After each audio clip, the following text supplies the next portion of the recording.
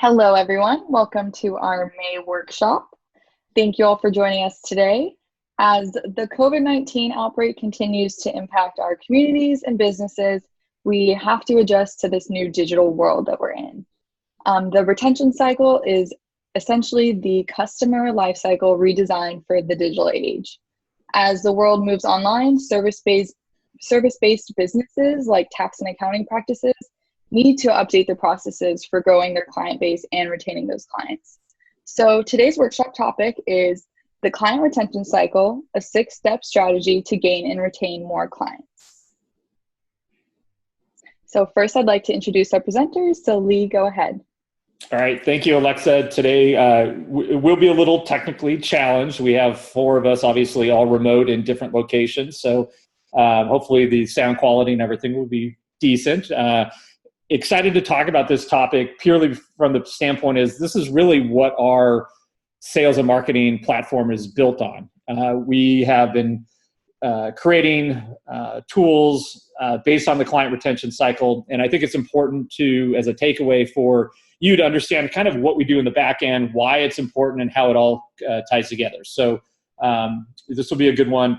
Take notes, and some of it might be repetitive of what we've talked about before, but I think there's a lot of good takeaways from here. And my name is Katie Smith. I'm your customer success ambassador here at CountingWorks Pro.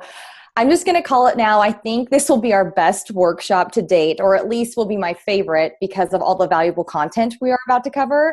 It's really important right now to adapt in this digital kind of virtual age we're now living in.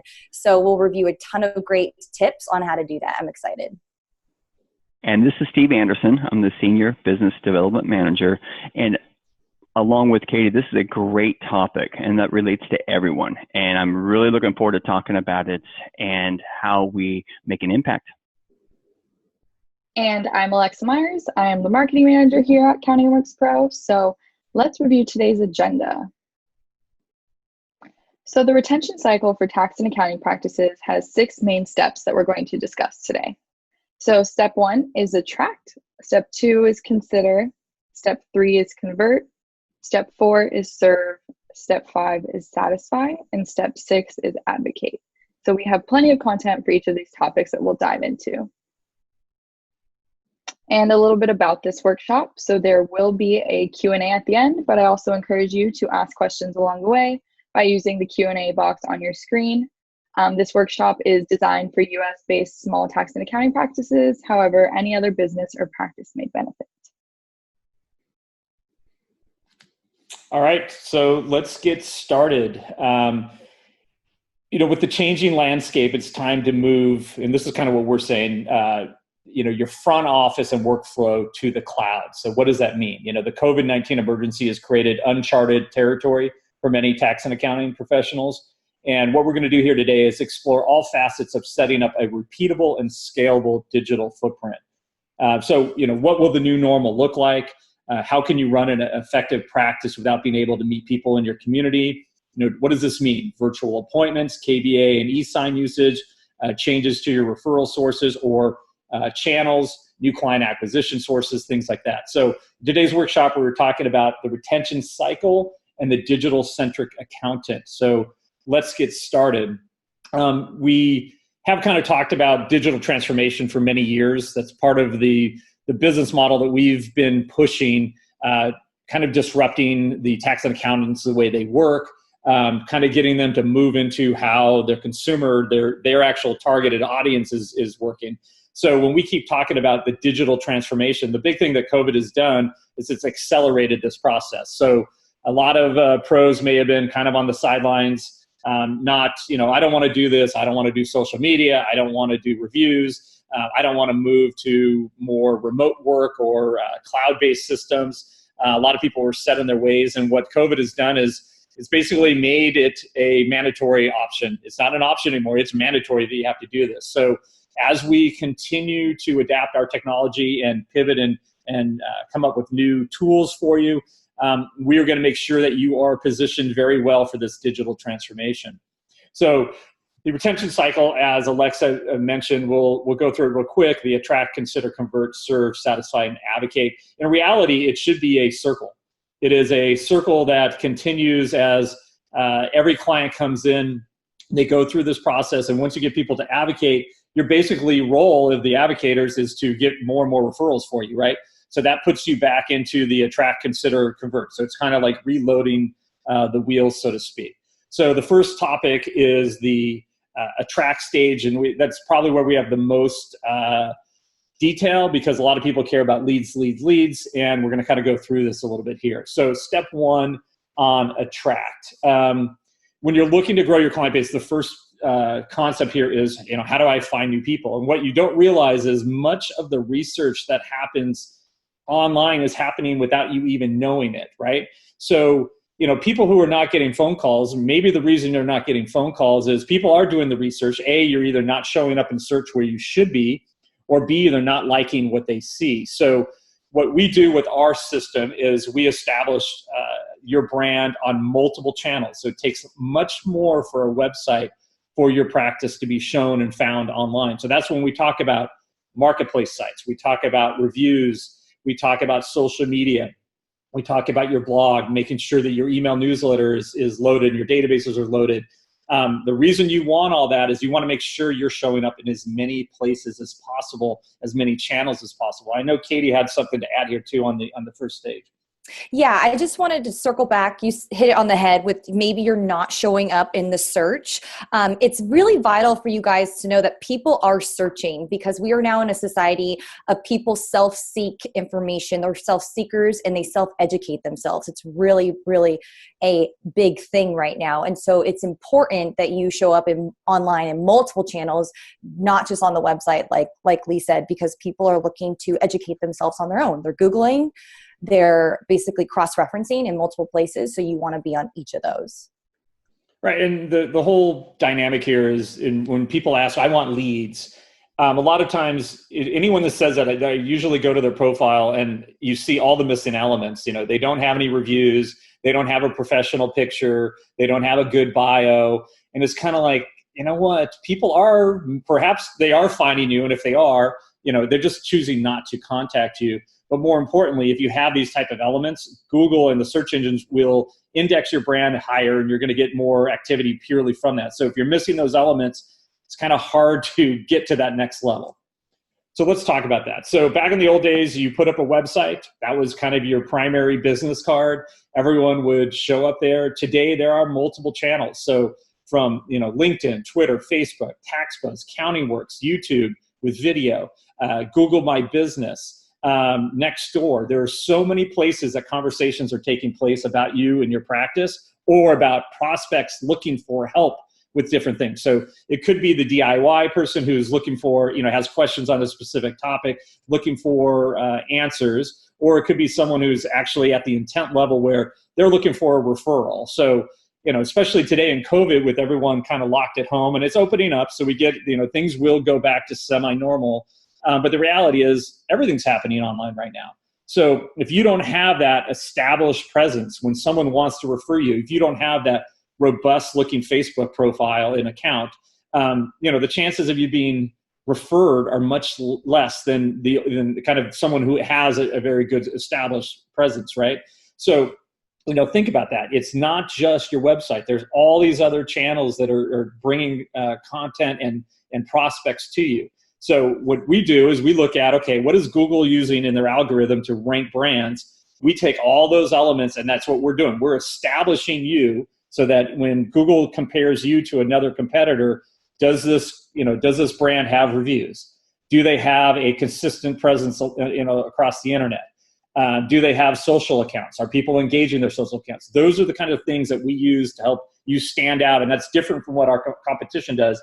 We're looking at every single channel that you can access and help you rank better, and we're optimizing those for you. So these are kind of important things to think about. So when it comes to your actual website, one of the things we see, and sometimes, it depends, when we onboard clients, we try to guide them in a direction that will communicate better as far as conversion goes. So, we kind of, we don't like to argue with clients, but we definitely like to consult and say, hey, this is what your site should look like. So there's times when people will do what everyone else is doing. I want to do what H&R Block does. Why would you want to do what H&R Block does? Are you H&R Block? Is that the type of client that you want to attract? No. So, or perhaps it is, maybe, let me step back, but most likely you want to establish your own brand, right? So what you want to do is, do you want to make your website and your brand, it's something that prospects want to work with you? Why would they? So when they come across your site, we want to communicate that. Who are we? What pain points are we solving? Why do we do this? Where's our passion? What is our story, right? And then these are the ways that we can help you with your challenges. So I said this earlier, your photo and headshots be current and professional. You want to make sure you have strong calls to actions. We have a bunch of different things in our convert tools that we're using. We're getting more and more activity from prospects, higher conversion from visitors. So if you haven't considered using those tools, perhaps reach out to customer success after this. Make sure you have your reviews. We have that built in, that your reviews from our TaxBuzz and CountyWorks site will be front and center on your home pages. Make sure those are turned on. Some people, in the beginning when they onboarded, said no to reviews. Those are things that you really need to concentrate on. The biggest issue that many marketers don't realize right now is the whole zero-click search trend. And what does that mean? So, desktop people more likely are going to your website. Mobile searches are ending at 0 clicks more frequently. And what that means is someone is searching for maybe a particular brand. They're finding the information through these other channels that we've optimized for you, right? And instead, they may be calling directly. They're not actually clicking on that search result to go to your website or to go to a review site or whatever. They're actually reading the reviews they find on that first search page and making a decision on who they're going to call, or did they get the right contact information. And that's important when we talked about the directory thing, directory issues here in a little bit. Katie, you have some feedback here too. Yeah, and it might be a little redundant, but I always like to say, what makes you and your firm, you and your firm? Is that message getting across, just like you already mentioned, Lee? What is your story? We're big on storytelling. Storytelling actually sells quite a bit. Is your message getting across? Like, do you have an awesome bio, but you don't have any reviews or even a headshot? We have an awesome review widget, which I've actually talked to many of our clients about with Sarah, our SEO manager. You can implement that onto your site and it will really tie everything in really nicely together. So just some things you need to think about there.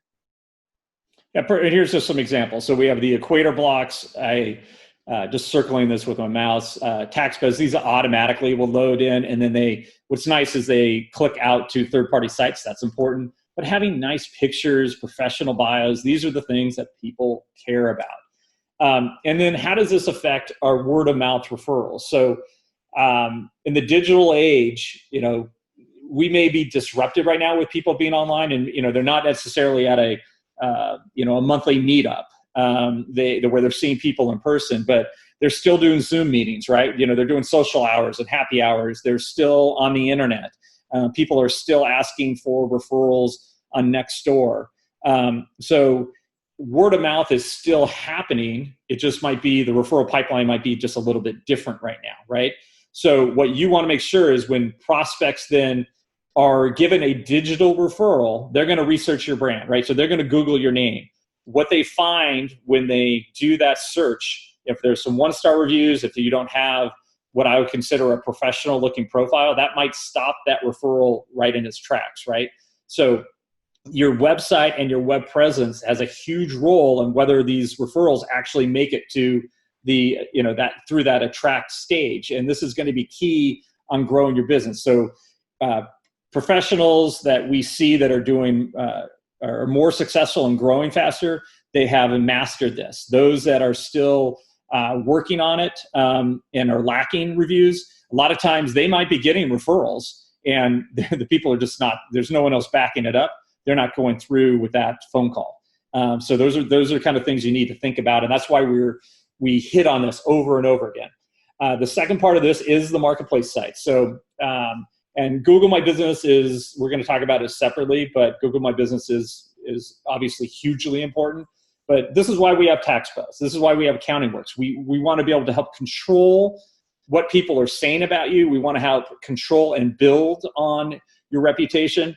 So often if people are Googling your name, they're going to see your website, number one, and on the right side, they'll see your Google My Business profile. Hopefully, you have lots of reviews on your GMB account. TaxBuzz and CountingWorks reviews get syndicated to Google My Business, so we make you look really good in GMB. Again, we'll talk about GMB in a second, but make sure you listen to us and use our GMB tools. But as come to attracting prospects for your practice, the marketplace is a third-party validation of this, right? So it's not necessarily that someone wrote testimonials or just put testimonials on your website. People want to see that they're like valid, verified reviews. That's why we put verified client. When we match up an email when someone leaves a review for our sites, that's what verified client's all about. If they're using a different email, then it would say unverified, and we can always fix that for you later. But again, these marketplaces directly funnel leads to your website or your phone number. So making sure that we have this as optimized as possible is a key element here. And I know Steve had some insights on this as well. Absolutely. Thanks, Lee. Obviously building on your reputation, your digital footprint is huge.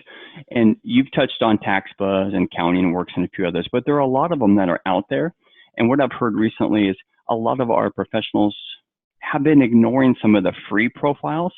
There's nothing wrong with going and claiming that free profile and including your business to it. Like you were mentioning before, there's multiple different avenues to get your name out there and recognition out there. And don't leave something unclaimed. There's no reason to it. Put your name on it, connect your business to it. It's a great way to attract new visitors as well. Yeah, I mean, basically, the more Google finds as far as consistent name, address, phone number, consistent reviews from multiple sources, the better they're going to index you as well. And this kind of leads into the social media side. There are still some customers that are uncomfortable being on social media. That I hear often, I hate Facebook. It doesn't really matter what you think. If you want your brand to have any relevance in a market, you need to be on social media. That is where the conversation is taking place. And social media allows you to extend your brand from your website to where your clients and prospects are hanging out. That's where the discussions are taking place. So, all you're trying to do is showcase your expertise here, make sure that your reputation is solid. And this is going to be huge elements of just getting your name out there on an ongoing basis. With our social posting tools, you're basically getting free syndication of your message to huge, vast pools of people. So, a lot of times it's going to be your local area. At other times, it's going to be friends and family of your current clients, right? So you need to be on social media. You need to make sure that all your social media posts are hooked up. We hear it every once in a while. Well, they keep disconnecting. Well, they disconnect because for example, Facebook and LinkedIn have specific privacy rules on tools like ours that post on your behalf. And this is based literally because of the last election cycle. So they make you basically re-engage or reapprove our link to your account. And that's why at times those can break. So please, we do notifications, we send you emails, but please make sure they're all updated. There's nothing better than having basically free syndication of your brand. It's kind of like advertising, pushing your message out to this vast network. So 100% do it. I know Katie has some more input, kind of a different viewpoint a little bit on the social side. Yeah.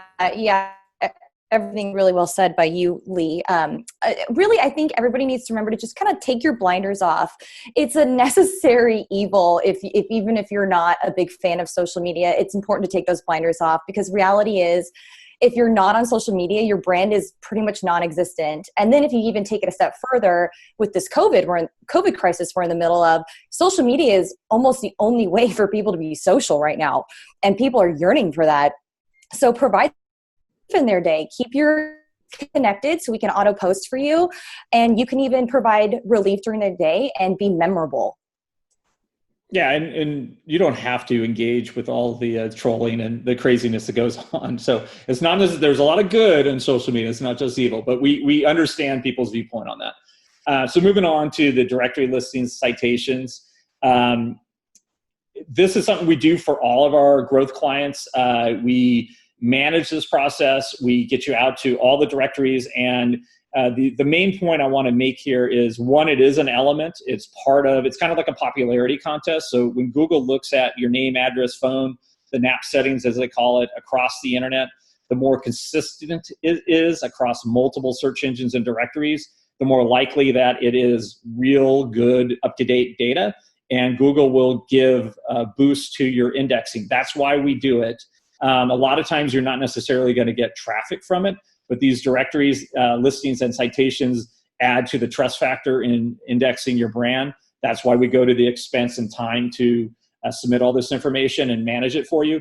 The one thing, the takeaway, and I have it at the end slide, is make sure that your information is correct. We've found that suite numbers, people have moved a suite, didn't tell us. They moved their office, didn't tell us.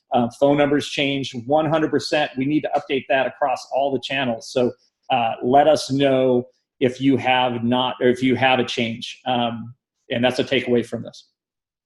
When it comes to GMB, so I've been talking about Google My Business. We, in early this year, we added our Google My Business posting tool. This allows us, and here's some examples, moving my mouse with Karen Drescher here. We are able, and this is great, this COVID content has gotten huge readership. But basically, Google obviously owns GMB. They're putting it front and center on the search results on mobile devices. Most people go to the GMB listing versus maybe your website, right? So ranking high in Google My Business should be one of the biggest concerns we have. Having this optimized, making sure we got the claim through, is crucial for you to get more prospects through. So make sure you've set up, and not enough clients have put their GMB social API connection. We need, just like others, we need you to log in and connect and sync the account so Google will allow us to post to you. We have seen great results as far as clients that have GMB posting turned on versus having it off.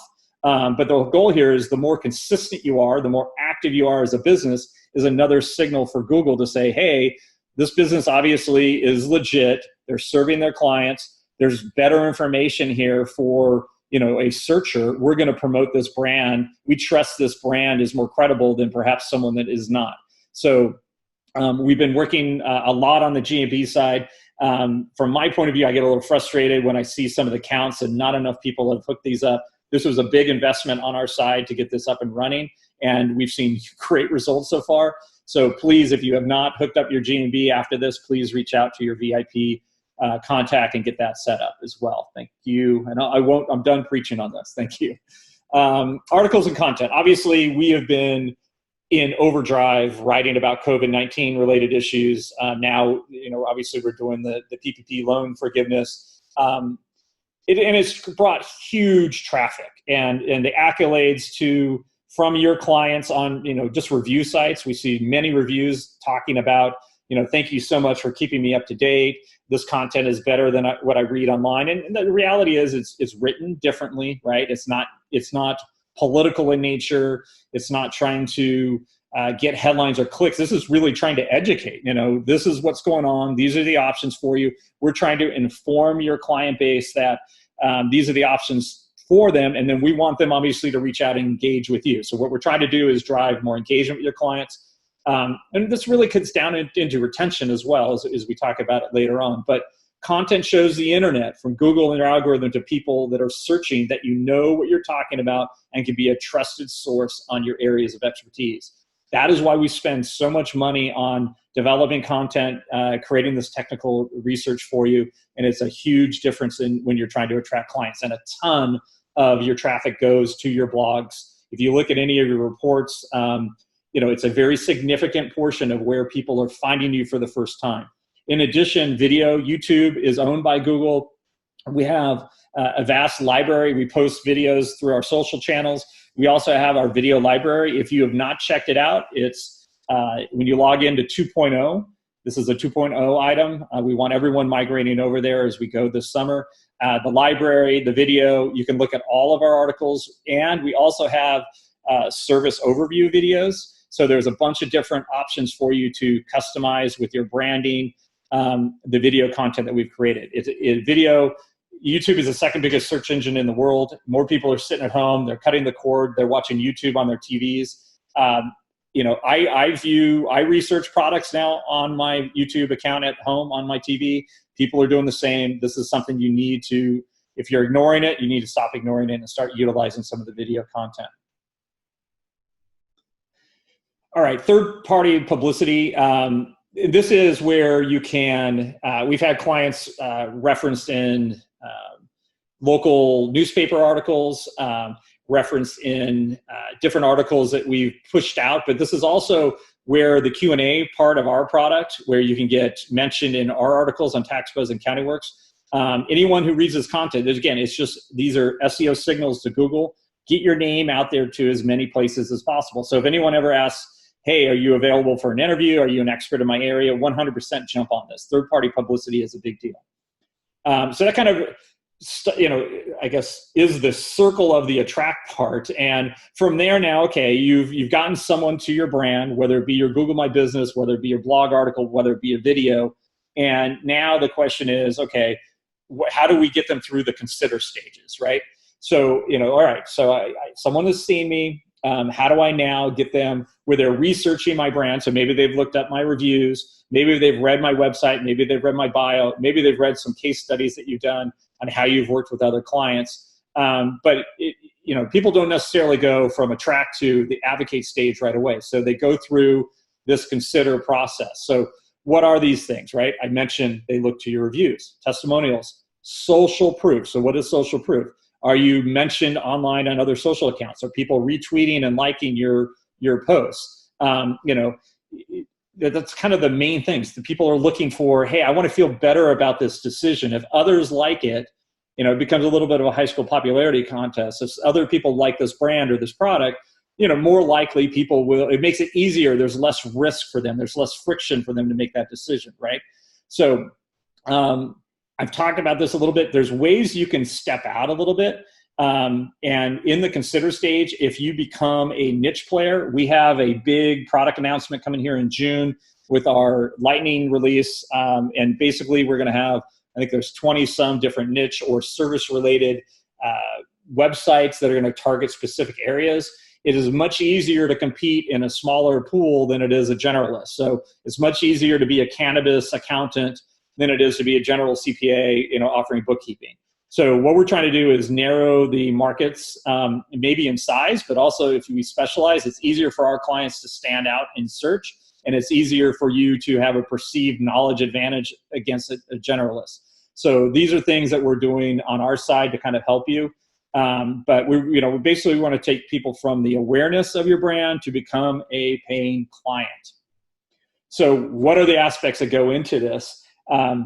Steve, I think you can speak to this well too, because you're on the sales side, and I think responsive, I'll just keep saying responsive, answer the phone call, but I'll let you go ahead and kind of add to this right now. Yeah, absolutely. So what I've heard, and I've spoken with a lot of our current clients and clients that have been in business for a long time, and it's been a huge major learning curve for the professionals, especially the ones that have been working heavily on referrals. Timing is everything. And as you mentioned on the slide there, being prompt, being present, being pleasant, and being professional is key. And it's just now in today's industry, it is just the normal. The normal to be responsive quickly, to be respectful, to be pleasant, but also professional, but follow up.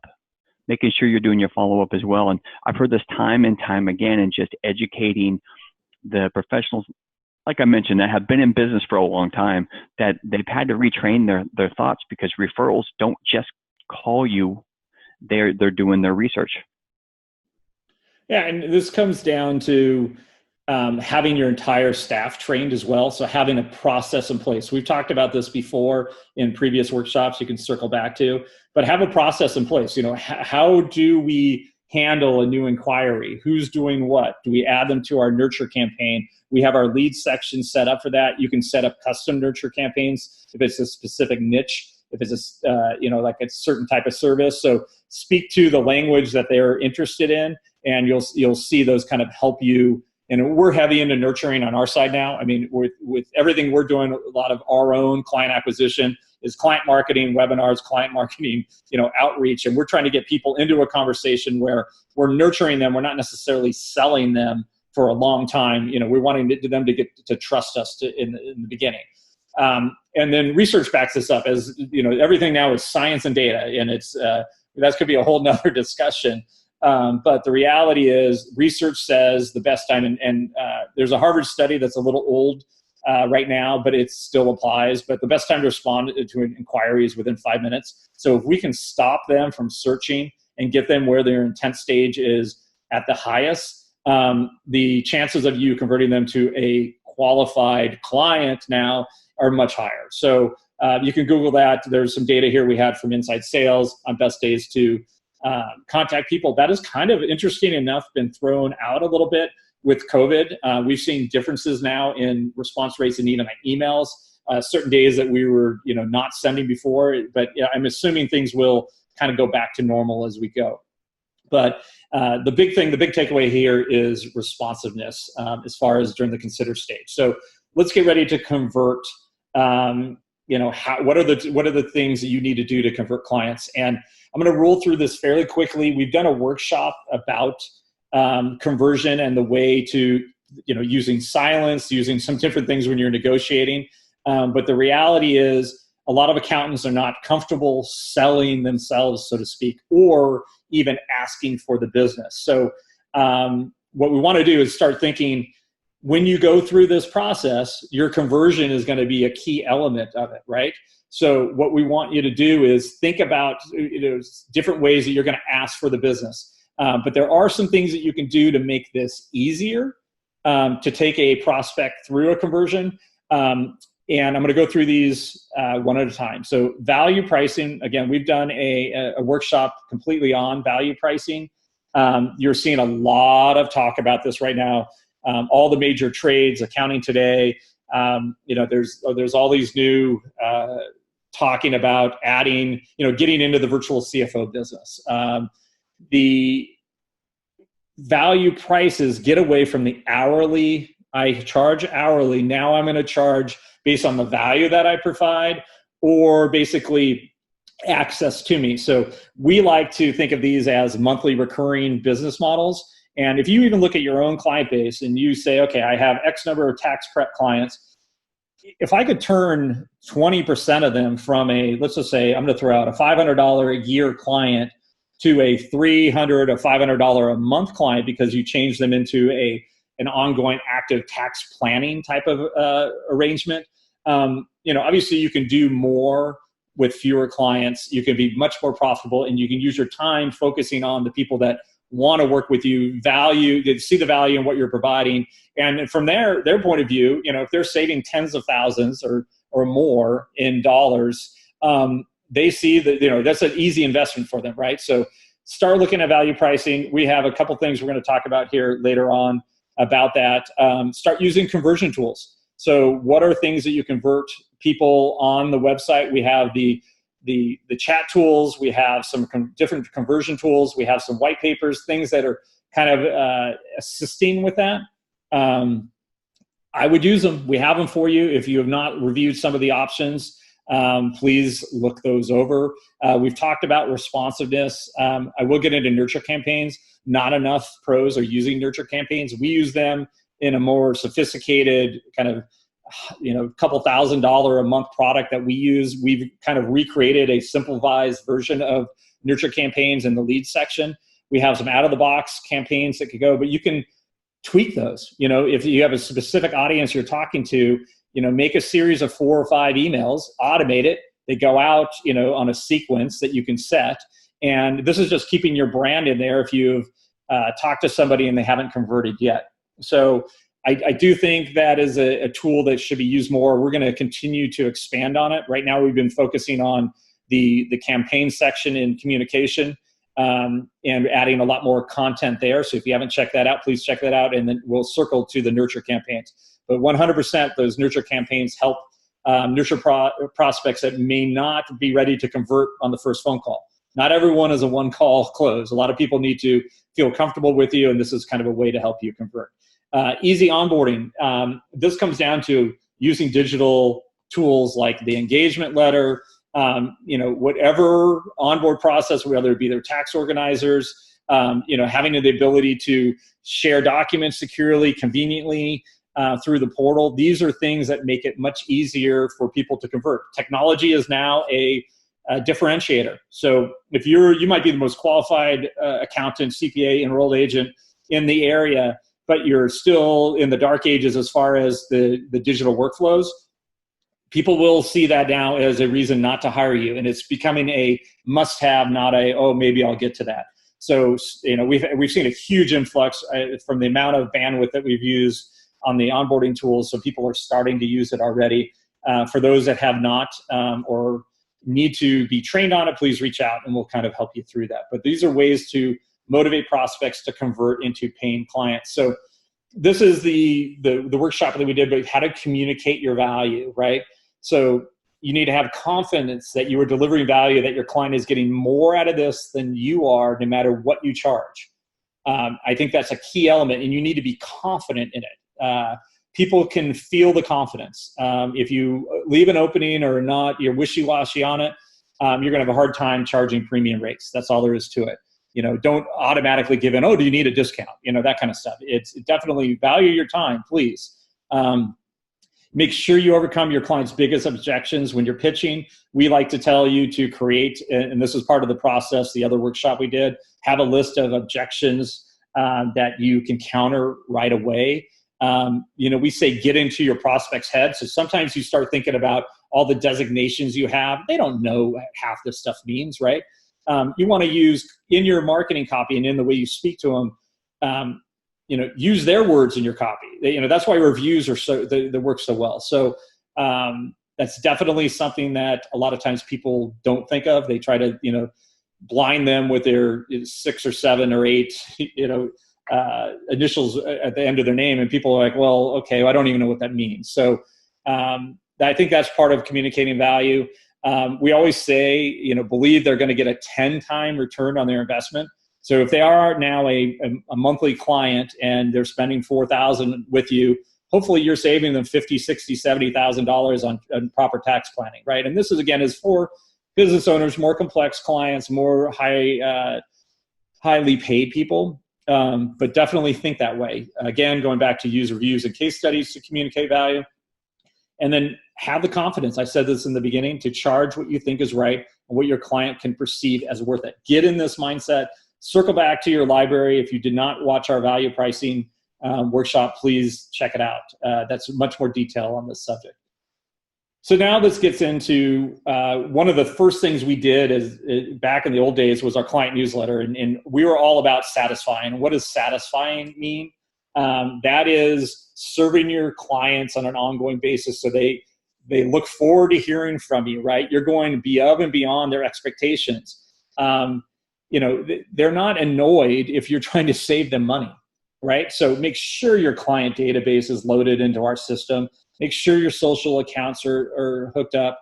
A lot of people are using our client alert tool right now, but these are all ways to help satisfy your clients, right? Make sure you're using the digital workflows. Make sure you're doing the portal. Make it easy for them to work with you. Make it seamless. Those are things that are going to help build and retain. Accounting Today just did a big survey. Actually, I don't even know if it was accounting. It might have been a different one, but attrition is by far the biggest fear of everyone right now. So how do I keep as many clients as possible? And the more you're showing your value, especially times like this when they need you the most likely they're going to keep paying you and keep using you. But more importantly, our system does this for you. So make sure you have everything set up. And this kind of leads into, I know Katie has some good input on this one, so I'm going to actually just let her roll with this slide. Yeah, sure. So I basically want to touch more on the client retention aspect. So some specific methods that you can use with your client base is use the knowledge that you have at hand. I tell a lot of our clients, look at the open rates of your monthly newsletter. A lot of the clients I've been speaking to lately have upwards of 85% open rate month after month. That can tell you a lot about your clientele. They are resonating with the messaging that we are giving to you for the monthly newsletter. And then you look at your marketing library that you have to use at your disposal. You can white label videos because, as Lee said, video is king. Use that to your advantage. And then you can also just download any print brochures, use blog articles, and create a custom email campaign if you wanted to. If you have a high open rate, that means they are resonating and they like the tone of our content. So use that to your advantage. And not only that, if with your blog content that we post on your website, you can actually see how many 5 stars that people are rating that content, that specific article. That's another great way to engage with clients. If you're trying to get a hold of someone, you can actually share that specific article with them. It's a great talking point, and if it's getting a lot of reviews, that means people are resonating again, and use that to your advantage. Perfect. I appreciate that input. It helped my voice relax for a little bit here. Too much talking. So let's start moving on here. We're now going to go into what the golden goose, so to speak, is Advocate. And what Advocate is all about is we want your clients to do the talking for you, right? So they sell you better than anyone would. They use real language versus marketing speak, and it makes a huge difference in converting clients. And so the more advocates you have, the better off your practice will be. And that's the whole purpose of our system. We create a automated marketing system that will help turn more of your clients to retain them longer, their lifetime value is longer, and more importantly, to advocate for you. You know, how many other accountants are even, you hear it all the time. I don't even hear from my accountant once a year. There was a survey that just came out, OnPay, I think, did it, and there's a certain amount of their CPA or enrolled agent, they hear from them once a year, and you got to be kidding me. Tax preparation might occur once a year, but life events occur year round, right? So the whole purpose of the retention cycle is to get out there and make sure that people are satisfied and turn them into advocates. And this is the difference between stronger practices and ones that are having problems. So if you're churning a lot of clients, perhaps you don't have your database loaded, your social account set up, we do this for you. That's why you hired us. But that is kind of the whole purpose. So I think it's important just to mention it, so to speak, but that's what Advocate is all about. And then the big thing is the referral pipeline has been interrupted, and it has been interrupted by the internet. We've been saying this has been disruption for years. We've been, ahead of the game, ahead of the curve. And, we're hearing more and more believers now. Conversations we had a couple of years ago just on reviews are much easier. People are starting to understand it, but the same thing is true more than ever right now. You need to have a very solid digital presence. And, we don't know how COVID will change things, what percentage of clients are going to want to meet you, virtually versus in person, though we are definitely moving into a realm of more and more tools that will help you be able to do this and make it part of our program. But, again, people that are referred to you, they're going to read your reviews, they're going to read your content, they're going to look at your professional presence online, and then they're going to decide, are people satisfied? Are their clients happy? And, that's going to make it much more effective for conversion. So, that's kind of the main takeaway here as far as the referral pipeline. And again, things will kind of go back to somewhat normal, but the digital age is definitely 100% on us. And, by actively seeking out these social connections, asking clients for referrals and reviews, we have tools. If you have not sent out your review campaign in a while, please do it. Make it easy for them to advocate about you, right? And that review really is that it's gold. So use our tools, reach out to our VIP team if you have not done it in a while. We recommend, honestly, every quarter sending these out because Google has a freshness score as well. If you don't have any on Google My Business, make sure Google My Business is one of the things that we're sending out to. But we're giving you the tools to succeed. Please use them, and especially on the advocacy side. And I know, Steve, you've had some talks with clients who, pro review, against reviews, and kind of with some feedback there. Absolutely. And I've done a huge study on this with our current clients. And a lot of the clients that we use that we have, they think it's being a bother. I don't want to touch base with my current clients. It is a way of life now. And this is what they're looking at. They're grading your expertise by recommendations and by referrals. Ask them, it's just something that they do. Don't be afraid to do that. And then also when you're doing it, like you were mentioning, Lee, make it easy for them. Make it easy for them to leave a review. Make it easy for them. With our integration of our system, we make it very simple to do a quick email. And then it's consistency. Don't just have a one block a week or one block month of having 20 reviews. Get them throughout the year. That shows that you've been doing consistent work throughout the year, not just during tax season. And I've heard a lot of people transitioning into that, especially the ones that are new to the referral and getting more reviews and referrals, that have done a great job just because they've kind of transitioned their thought patterns into obviously the new way, I want to say. Yeah, and that's fine to say. And more importantly, Google loves them. So Google's it's a big ranking signal. Whether you're a non-believer on the conversion side, obviously people don't buy anything on Amazon or any other marketplace without looking at reviews. So third-party endorsement, social proof is kind of key to life here. So that's going to wrap up our client retention workshop. There are some good takeaways. It kind of validates why you chose to work with us. We do, 90% of this is we're doing for you. We need the 10% from you.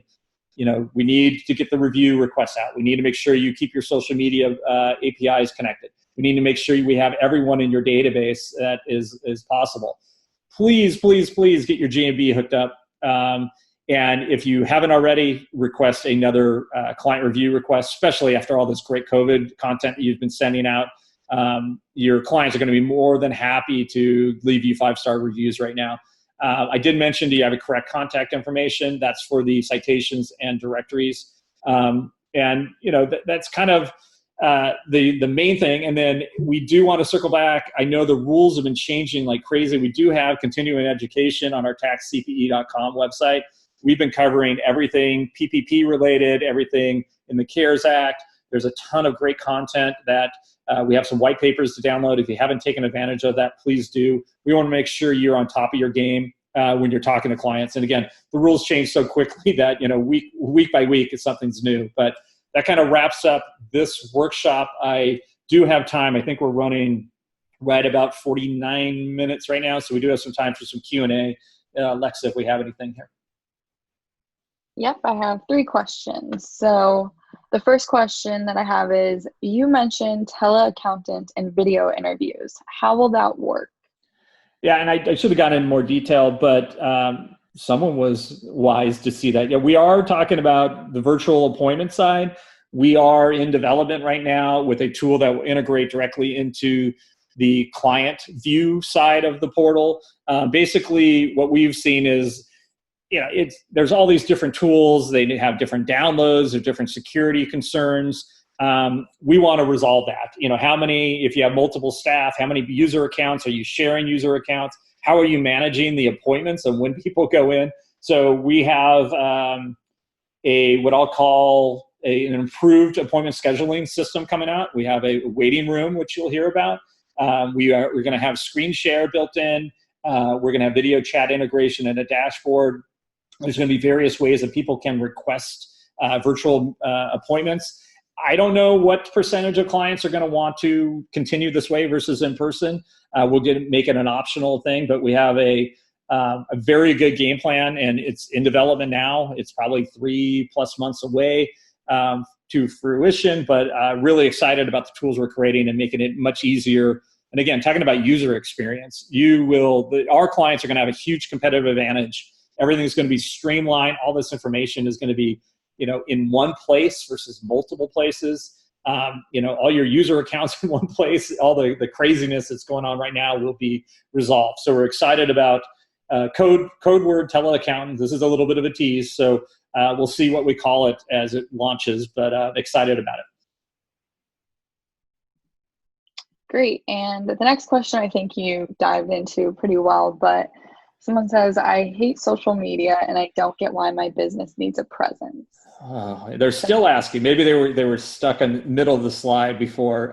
So real talking points. Keeps your brand top of mind, makes you easier to refer online, multi-channel marketing, right? Those that use social media, posting connections. And this is some stats from our side. Those that have it turned on versus off, they get very little, obviously, traffic, but they get a 10% boost So people with social on get 10% more traffic than others across our database. So, you don't always necessarily have to have likes and shares and things on the content you create. There's still inbound clicks that are coming through to your brand. So, the big takeaway, boost your overall brand in SEO. There's no reason not to be on social. Yeah, totally agree. And the last question that we have is, how can I drive my clients to change to value pricing plans? So we've talked about it. Again, watch our other workshop, but we have 2 campaigns we're working on right now. One is going to be taking hourly bookkeeping, accounting work to the virtual CFO. We are actually creating an email and kind of blog content around that. We might put in a white paper as well. So we have that in development right now. In addition, we have a tax prep to tax planning type of program that's being put in. So look-in campaigns in 2.0. That's where we'll load these. We will let you know as they come. Start thinking about identifying your target audience. Those with higher incomes, complex returns, tax clients that own businesses. All businesses. But think about, do the math. So you know your client base better than we do. But look at the numbers. And if you could get 10%, 20% of clients to go from a $500 to a $5,000 average, yearly spend with you, that's a dramatic difference, on the results that your client's going to get. So they're going to have better financial incomes. You're going to be more in a consulting mode than a task mode. So out of the commodity business, definitely they're paying you for your expertise versus doing busy work. So we have a bunch of different plans to help you reach out to your clients. We need your assistance here, though. This is something we can't automate. We can put out the content for you, but 100%, if you're not already doing this, let's start experimenting with some different plans and sizes, and look at our other workshops that we did on the value pricing, the packaging material. So I think that's a very good thing. So I think we're perfectly timed to wrap this thing up. So again, I want to thank everybody. The feedback has been great. The survey results have been great. We've been working on a lot of your suggestions as we continue to iterate our product and improve upon it. We have a campaign coming out next month that's going to really kind of drive where this company goes. We're really putting our time into our VIP type of clients, making the product even better for you, and you're getting more results out of it. If you have any questions on anything we've talked about today, please reach out to the VIP team at vip@countingworkspro.com or at our help number 800-442-2477 extension 4. We appreciate your business and hope this has been valuable information. Thank you.